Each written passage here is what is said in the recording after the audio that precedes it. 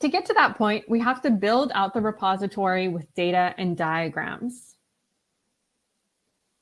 An initial step is to import from existing data sources. This can include one-time imports from sources like Excel and Visio, or ongoing syncs with other tools such as ServiceNow, Technopedia, and other tools. This step turns your repository into a trusted one-stop shop for data and documentation. Configurability is key here, as it allows the full richness of the data to be incorporated, rather than just forcing that data into some predefined mold. So a configurable tool, such as ABACUS, will serve you well. Of course, some data is managed by subject matter experts who will need an easy-to-use web-based platform to enter their data. And we also asked enterprise architects about how they ensure their data remains current and trustworthy when they are spreading management of that data out to different teams. And they had a few recommendations. They recommended leveraging structure in the data, such as pick lists, which can make the data easier to maintain and make it easier to report on and analyze. They also suggested making the most of permissions and rules. These both act as guardrails. Permissions ensure that users only edit what is appropriate for them to edit, and rules ensure that the edits are made in the correct manner, such as using the correct relationship to connect an application and a capability. Enterprise architects also recommended setting up housekeeping sessions to ensure content is being managed and curated effectively. A little bit of effort here can really go a long way. Diagrams can also be a key way to collaborate and build out the repository.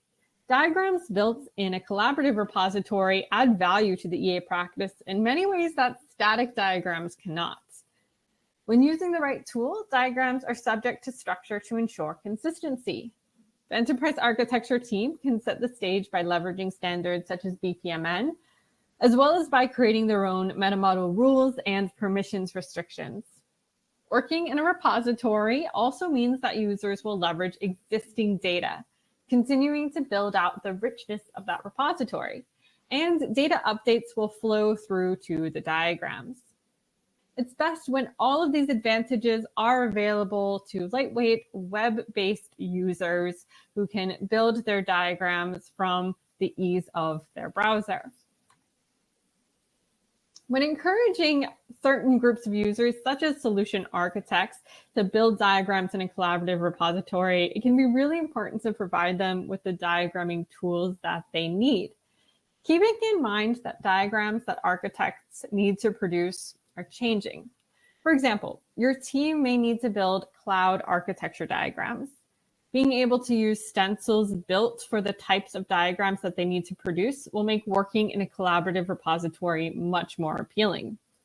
So if you're able to pull in shapes from AWS, Azure, Google Cloud Platform, for example, that's going to really go a long way towards making them feel like they have the tools at their disposal to build the diagrams the way they need to be able to do. Because all of the data is updating the same repository, diagrams can be leveraged even if building the diagrams itself is not important to the EA practice.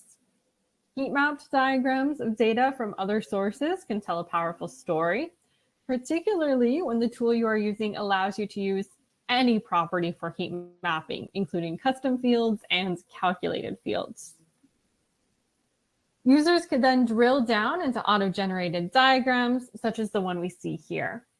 Auto-generated diagrams enable you to provide your audiences with the visual representation of data that they want, while relying on existing repository data that may have been built from inputs from integrations or portfolio managers.